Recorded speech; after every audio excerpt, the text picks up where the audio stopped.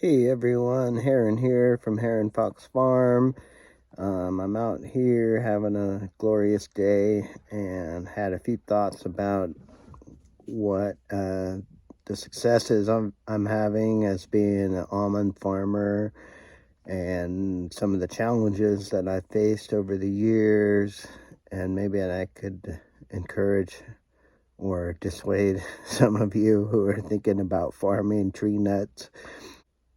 I was thinking that maybe a lot of new would-be farmers are folks who have bought a piece of land or a home that came with, say, 10 acres or 5 acres or um, in some cases maybe 200 acres or whatever. But a lot of times people buy land or buy a home with land, and they see all this opportunity that they could have, and they see maybe their neighbors have an orchard, or they just live in an area that has a lot of orchards and they have vacant space, and they look at the numbers one year and think, I have 10 acres and I could produce 20,000 pounds of walnuts, and the wholesale price is $3 a pound. I could make $60,000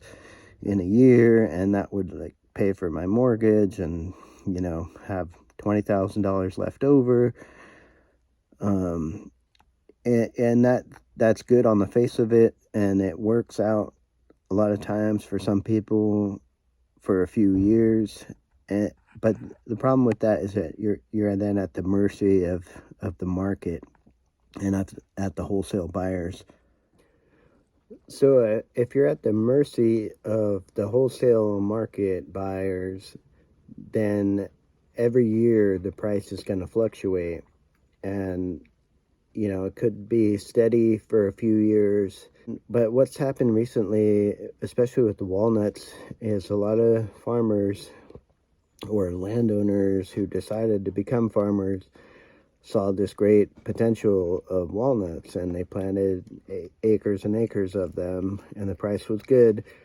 And then now what's happened is the price has tanked, and this year the walnut farmers are getting 35 cents a pound. There's my cat over here. And it just becomes not economical to farm them at that price. And then a lot of times the expenses are not taken into consideration, or you don't even know what the expenses could be. And then there's always the factor of you're likely going to have to get a loan to start a farm. And that's not always easy if you've never farmed before, or you don't have good credit, or you don't have a good plan, or you don't have a cosigner to help you out get started. I got lucky and bought a used tractor from the John Deere dealership, and it was 10 years old at the time. It still cost me $20,000, and I got 0% financing, and I made payments for, I think, 4 years, and then it was paid off. And I still use that tractor today, 13 years later. There's the upfront expenses of buying equipment. You may have to lease the land. You may buy the land and have a mortgage. You may be doing both, leasing the land and having a mortgage on your home. If a lot of people like to call themselves farmers, even though it's technically a hobby, where they have a day job that pays their bills, pays their mortgage, and then they're growing stuff on the side and maybe selling it and making a little bit of profit off of that. But you're technically not a farmer unless, I would call that a gardener or a hobbyist. I consider a real farm to be a farm that pays for everything, and it's a full-time job. It's not a job, it's a lifestyle. I work every day. I get to make my own hours. I get family time. I don't get a lot of vacations. I am committed to my farm and my customers. And, to be a real farm, it's going to take that commitment, but it also takes integrity, and it takes a goal, and it takes a niche, establishing a niche market where you you know like who you're going to sell to. Like when I first started almond farming, I went the wholesale route, and I tried to sell my whole crop to some big buyers, and it almost worked out for me for a couple years. And luckily I already had some experience at doing farmers markets, so I was doing that too on the side, and I had a goal that eventually I could sell my whole crop at doing farmers markets.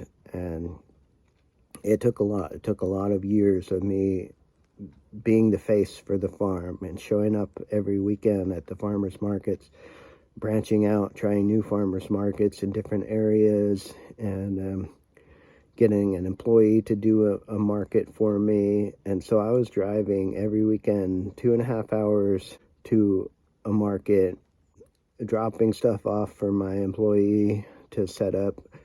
Then I would drive a half an hour to another farmer's market, set up myself, and sell for a few hours, then take everything down, then drive back to the other farmer's market, help my employee take down all the stuff. And then I would stay the night over at my parents' house, and then the next morning do another farmer's market, and then drive home 3 hours on a Sunday evening. I did that for years and years and years. And sometimes I was doing 4 farmers market a weekend.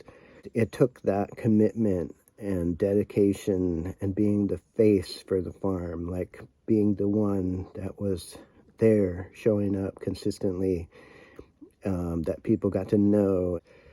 I couldn't just sell my whole crop to a big buyer and be done for the year. Like it took me just working relentlessly on this. But it also took dedication and commitment to my philosophy about farming and nature, and using that philosophy to build my niche and meet people's demands for, there was no way I could make it selling wholesale or selling the cheapest almonds you can get. It took me building up the soil, building up my farming methods, and expounding on those principles to my customers, and then meeting like-minded customers who cared about the environment, who cared about how their food is grown, and who cared about knowing the farmer personally. And it took me seeking out the niche market. Like I wanted to farm them and sell them direct to the public, unpasteurized. Like I had to follow this exemption requirements for the pasteurizing rules. All these regulations with farming. It's amazing how many rules and regulations there are that you have to follow, and you have to play the game. And so it took me understanding all this and then pursuing it and being dedicated to a certain facet of farming and marketing. Especially the marketing, for me, it was crucial. That was the only way. Like I said, I couldn't just grow the cheapest almonds and make a living at that. In order for me to pay my expenses, to pay for my home, pay for my family, our food, our everything, all of my income comes from the farm. So being organic was the main part of it. There's no way I would farm conventionally and use chemicals, and I don't have, my principles don't align with that type of farming. So it was all about being organic, selling them in the raw, unpasteurized state to customers who appreciate that and are looking for that. And then increasing that type of awareness and farming operation to regenerative practices where we're building the soil and sequestering carbon and conserving water and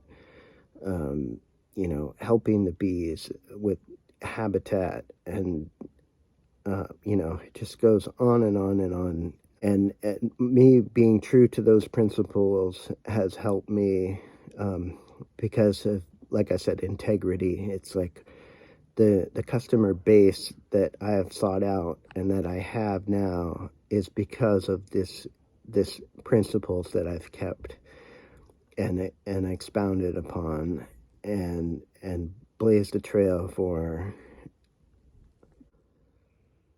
But the challenges that the walnut industry is facing now in California is that, I have inside information that has basically said what's happened is we used to export, millions of pounds of walnuts to China, and some corporate, multinational farms or whatever have basically introduced farming walnuts over in China. So now China's growing their own walnuts and not buying walnuts from California.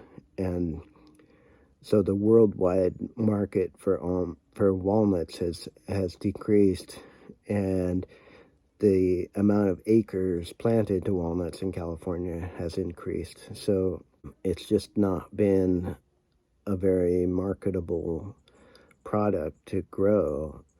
Almonds has been better because almonds are more finicky about their growing conditions and their the climate that they can grow in. They're from Iran, and they need specific conditions for flowering, and they need bees, and they need good weather during bloom, and they need a kind of dryish growing season so that fungus isn't a problem.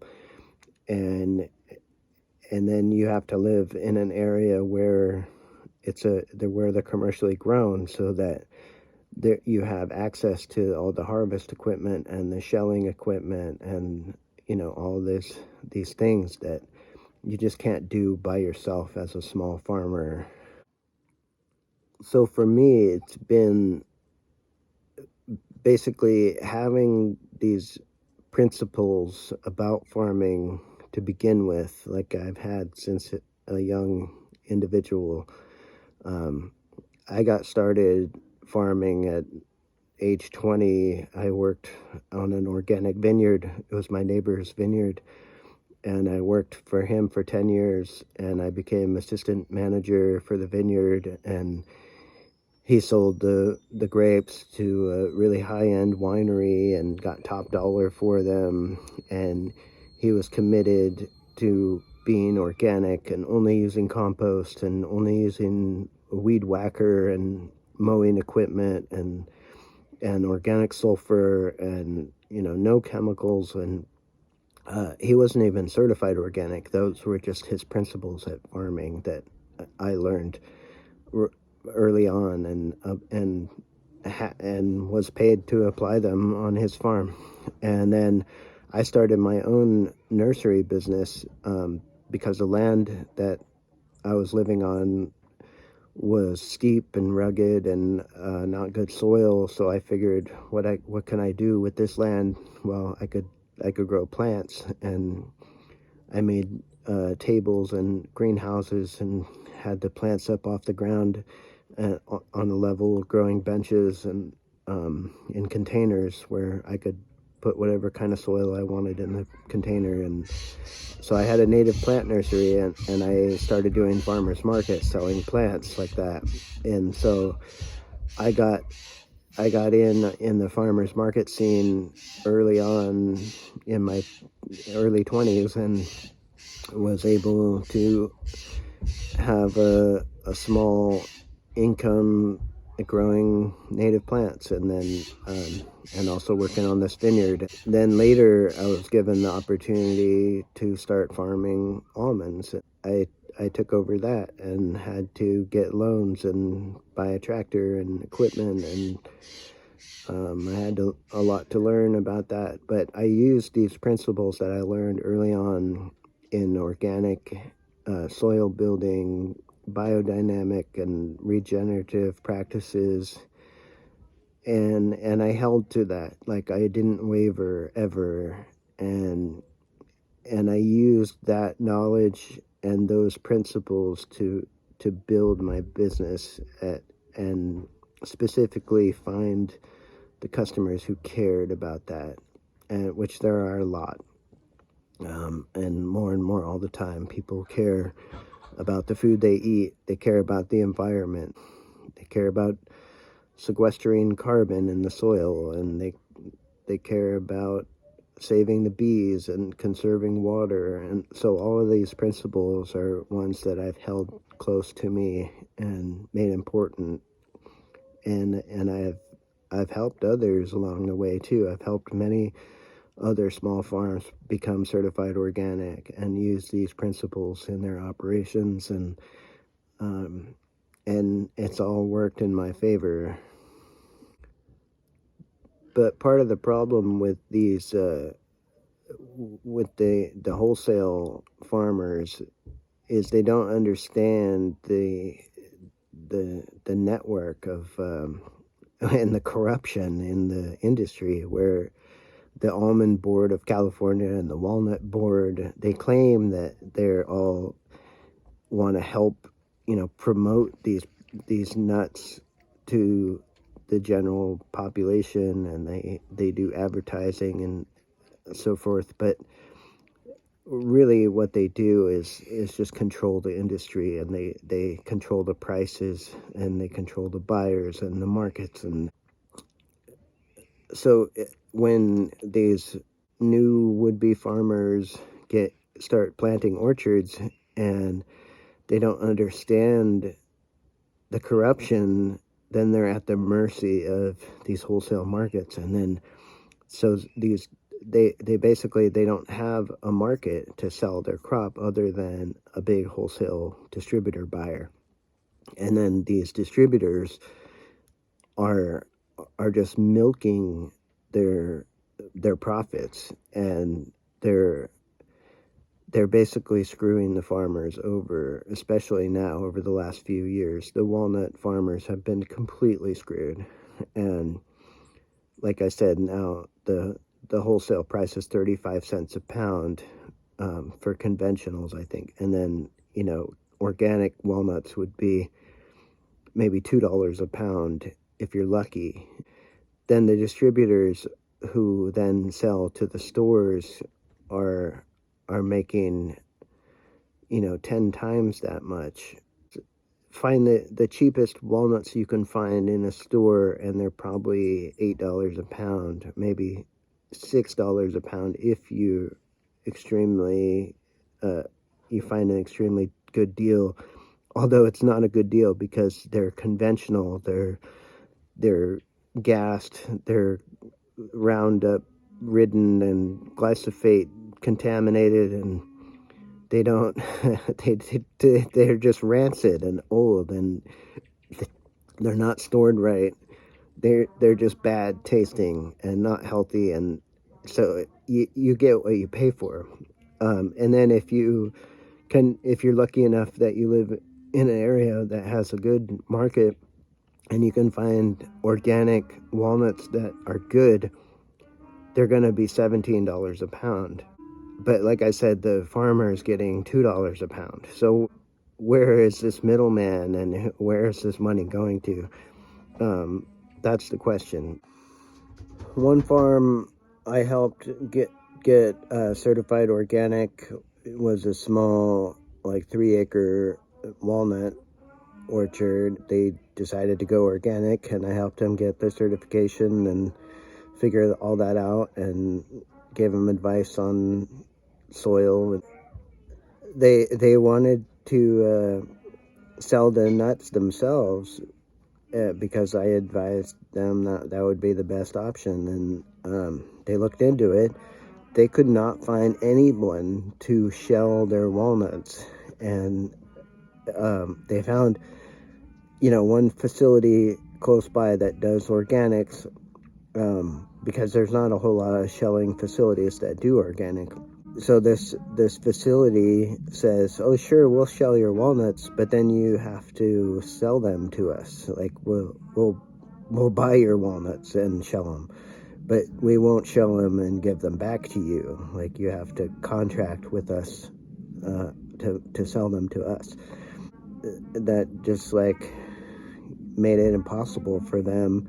Eventually, they found their own shelling equipment and were able to shell them themselves, kind of. But that was a challenge in itself, because the shelling equipment is, any decent shelling equipment is going to be just crazy expensive, and any cheap shelling equipment is going to be ancient technology that just does not do a very good job.